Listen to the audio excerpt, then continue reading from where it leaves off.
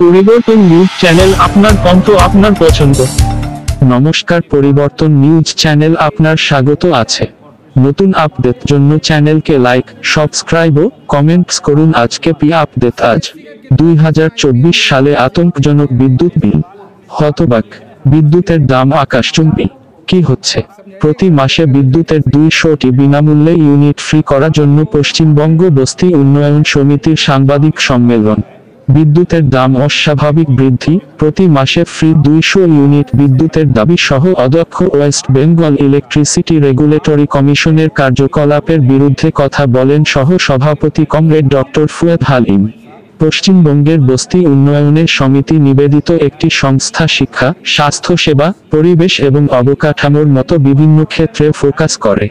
বিভিন্ন প্রকল্প এবং উদ্যোগের মাধ্যমে পশ্চিমবঙ্গের মানসম্মত শিক্ষা, স্বাস্থ্যসেবা পরিষেবা এবং টেকসই উন্নয়নের সুযোগ প্রদানের মাধ্যমে পশ্চিমবঙ্গের মানুষের জীবনযাত্রার উন্নতির লক্ষ্যে পশ্চিমবঙ্গ বস্তি উন্নয়ন সমিতি এর মূল লক্ষ্যগুলির মধ্যে একটি হল স্থানীয় সম্প্রদায়ের জন্য একটি প্ল্যাটফর্ম তৈরি করা যাতে তাদের জীবনকে প্রভাবিত করে এমন সিদ্ধান্ত গ্রহণের প্রক্রিয়াগুলিতে সক্রিয়ভাবে অংশগ্রহণ করা যায়। সরকারি সংস্থা, অলাভজনক সংস্থা এবং স্থানীয় সম্প্রদায়ের সাথে ঘনিষ্ঠভাবে কাজ করার মাধ্যমে পশ্চিমবঙ্গের জনগণের মুখোমুখি হওয়া চ্যালেঞ্জগুলি মোকাবেলায় পশ্চিমবঙ্গ বস্তি উন্নয়ন সমিতি উদ্ভাবনী সমাধান বাস্তবায়ন করতে সক্ষম।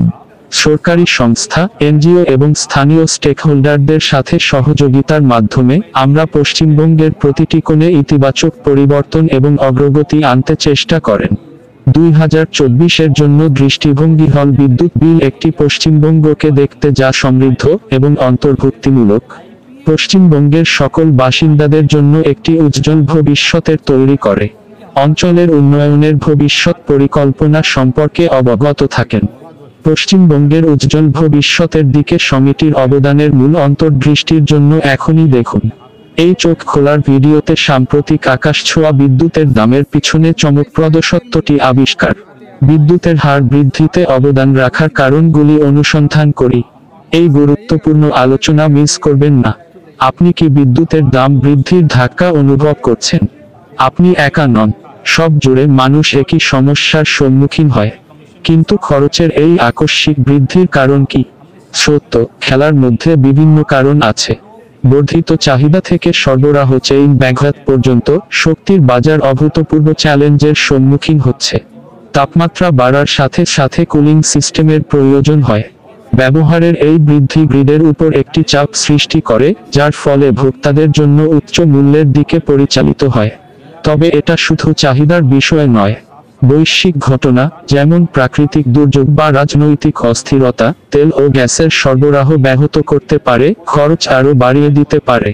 তাই আপনি এই ক্রমবর্ধমান দাম মোকাবেলা করতে কি করতে পারেন? আপনার শক্তির ব্যবহার সম্পর্কে সচেতন হওয়া এবং খরচ কমানোর উপায়গুলি সন্ধান করা গুরুত্বপূর্ণ।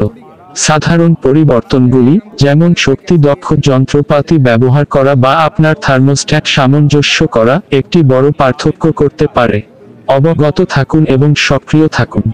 আপনার শক্তির ব্যবহার নিয়ন্ত্রণ করে আপনি এই আকাশছোঁয়া দামের প্রভাব কমাতে সাহায্য করতে পারেন।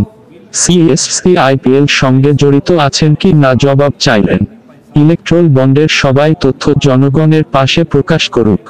উপস্থিত ছিলেন পশ্চিমবঙ্গ বস্তি উন্নয়ন সমিতির রাজ্য সাধারণ সম্পাদক কমরেড সুখরঞ্জন দে, সহ সভাপতি কমরেড ডক্টর ফুয়াদ হালিম, কলকাতা জেলার সাধারণ সম্পাদক কমরেড শিবেন্দু ঘোষ সহ অন্যান্য নেতৃত্বরা।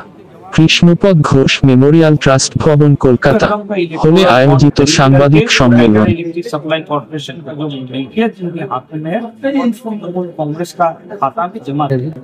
हमारा जो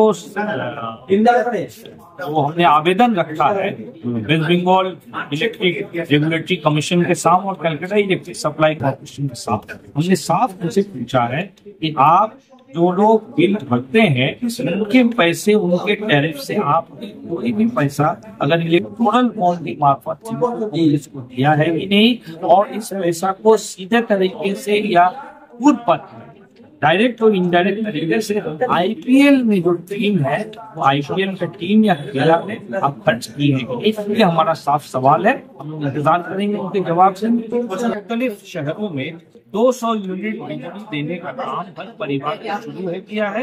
हम लोग चाहते हैं कि कलकत्ता में भी इसको अंजाम दिया जाए। सरकार जो गरीब आदमी है, बस्ती में रहता है, जो मेहनत करने वाला आदमी है, जो फुटपाथ में अपना स्टॉल चलाता है, इन तमाम लोगों पर अगर मीटर के जरिए और उस मीटर में 200 यूनिट अगर मुहैया किया जाए तो वो जिंदगी अपना सम्मान के साथ, इज्जत के साथ गुजारेगा।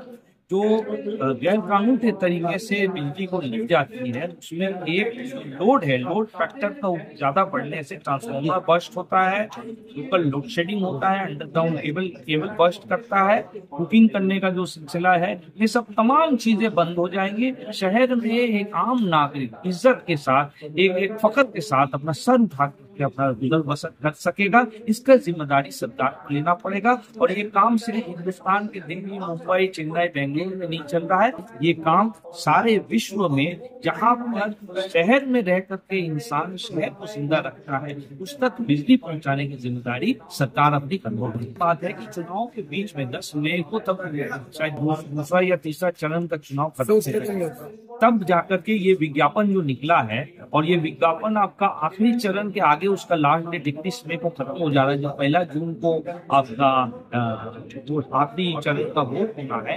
ये गुंजाइश को हम उड़ा नहीं दे सकते हैं कि इसी तरीके से जो लोग राजनीति से ताल्लुक रखते हैं, गरीब आदमी का हक के लिए लड़ते हैं, वो लोग इलेक्शन में मसरूफ रहेंगे और उनके मसरूफियत के लिए ये जो बिजली का जो काम बढ़ाने का काम है, इसको पिछले दरवाजे से मिली भगत से कर लेंगे। विज्ञापन आज अब तक मेरे सिर्फ एक ही अखबार में नजर में पड़ा है, बाकी सब अखबारों में इसका हुआ भी है कि नहीं हम नहीं माने, लेकिन इस तरीके के जो हरकतें से साजिश का तो अंदाज रहता है। আমরা যেটা বলছি যে একটা শহরের মধ্যে পরিকল্পিত লোড যদি কোনো বিদ্যুৎ বন্টন ব্যবস্থায় পড়ে, সেটা হচ্ছে বুকিং এর মাধ্যমে অথবা একটা মিটার থেকে অতিরিক্ত লোড বের করে যদি কেউ স্থানীয়ভাবে বিদ্যুৎ বিক্রি করে, তাহলে এই যে ট্রান্সফরমার বাস্ট করা থেকে শুরু করে স্থানীয়ভাবে লোডশেডিং হওয়া, আন্ডারগ্রাউন্ড কেবল বাস্ট করা, এই জিনিসগুলো থেকে মুক্তি হবে। আর অন্যদিকে সাধারণ মানুষ, গরিব মানুষ, খেটে খাওয়া মানুষ যারা শহরের মধ্যে থেকে তাদের হচ্ছে কাজের মাধ্যমে শহরকে হচ্ছে একদিন থেকে অন্য দিনে প্রবেশ করতে সহযোগিতা করে, যারা শহরের মূল কাজগুলো করে, তারা হচ্ছে সম্মানজনক ভাবে তারা তাদের জীবনযাপনটা করতে পারবে। পৃথিবী ব্যাপী আমরা দেখেছি ইতিমধ্যে ভারতবর্ষে দিল্লিতে শুরু হয়েছে, মুম্বাই, চেন্নাই, ব্যাঙ্গালোর অন্যভাবে তারা কিন্তু 200 ইউনিট বিদ্যুৎ গরিব মানুষকে পৌঁছে দিচ্ছে। এবং পৃথিবী ব্যাপী এই যে সমস্যার সমাধানের জন্য যেখানে বিদ্যুৎ, জল এবং বায়ুর মধ্যে হচ্ছে একটা নিত্য প্রয়োজনীয় জিনিসের রূপান্তরিত হয়েছে, একটা বাড়ি বিদ্যুৎ না থাকে ওই বাড়ির হচ্ছে কাজ আজকের দিনে করা খুবই কঠিন হয়ে যায়। এই জিনিসটা সরকারকে গ্রহণ করতে হবে এবং সেই গরিব প্রান্তিক মানুষের হয়ে সরকার 200 ইউনিট ওদের কাছে পৌঁছে দেওয়ার দায়িত্ব গ্রহণ করতে হবে। এটা নাগরিক পরিষেবার একটা অতপ্রত অংশ হয়ে কলকাতায় নিয়ে 200 ইউনিট প্রত্যেক পরিবারকে দেওয়া হয়। এই 200 ইউনিটের মাধ্যমে আমরা সেই সব পরিবারকে স্বাবলম্বী করব, এই পরিবারগুলো হচ্ছে সামাজিক পরিষেবা থেকে তাদের জীবনযাপনকে উন্নত করার জন্য হচ্ছে সুযোগ কিনারা করতে পারছে না। বর্তমানে আমরা দেখছি গরিব মানুষ আরো দরিদ্রতার সীমার নিচে চলে যাচ্ছে। আমরা দেখতে পাচ্ছি যে হচ্ছে ভারতবর্ষে পশ্চিমবাংলা বিশেষ করে হচ্ছে একদিন থেকে অন্য দিনে প্রবেশ করা কঠিন হয়ে যাচ্ছে। সেখানে দাঁড়িয়ে এই 200 ইউনিট বিদ্যুৎ একটা ঘরকে চালানোর জন্য খুবই হচ্ছে নিত্য প্রয়োজনীয় একটা ইউটিলিটিতে মানে রূপান্তরিত হয়েছে। এই কাজটাকে সম্পূর্ণ করলে আমাদের মনে হয় যে সাধারণ মানুষ এই সুযোগটা পাবে, তারা এই কাজের মাধ্যমে তারা অনেকটা রেহাই পাবে এবং সরকার হচ্ছে বাজারে যে রেটে বিক্রি হচ্ছে অনেক কম দামে কিনে এই মানুষের কাছে পৌঁছে দিতে পারবে। সরকারের সেই ক্ষমতাটা আছে। বাজারে যে রেটে 200 ইউনিট বিদ্যুৎ বিক্রি হচ্ছে, সরকার যদি সেখানে হস্তক্ষেপ করে অনেক কম খরচে সাধারণ মানুষের কাছে এই বিদ্যুৎ পৌঁছে দেবে। আপনি যেই এটা করবেন, বেআইনি অপরিকল্পিত লোড যেটা পড়ছে বিদ্যুৎ বন্টন ব্যবস্থা, সেটা একেবারে শূন্য হয়ে যাবে। আপনি যদি 200 ইউনিট করে প্রত্যেকটা পরিবারকে দিয়ে দেন, তাহলে তার বুকিং করার কোনো প্রয়োজন নেই। একটা মিটার থেকে 50-60টা লাইন বের করে বেশি লোড টানার কোনো প্রয়োজন হবে না। ফলে আমাদের যে অপরিবর্তিত লোডে যে বিদ্যুৎ বন্টন ব্যবস্থা বিভিন্নভাবে বিঘ্নিত হচ্ছে, সেটা অনেকটাই হয়ে যাবে। এবং সরকার যদি হস্তক্ষেপ করে, যদি এই দায়িত্ব সরকার গ্রহণ করে, আমার মনে হয় যে অনেকটাই সুবিধা হবে। যারা একেবারে গরিব মানুষ আছে, দিন খাই আছে, সে এইটুকু সাহায্য যদি সরকার থেকে পায়, আমার মনে হয় একটা বড় কাজ হবে। যে বেকার যুবতীরা আছে, তারা একটা গোল কেনারা করতে পারবে, তারা একটা দিশা দেখতে পারবে ভবিষ্যতে। এবং তারা অনেকটাই পশ্চিমবাংলা এখানে বেকারত্ব আছে, সেই বেকারত্বের যে গন্ডি আছে, ওখান থেকে বেরোনোর একটা পথ। Thank you.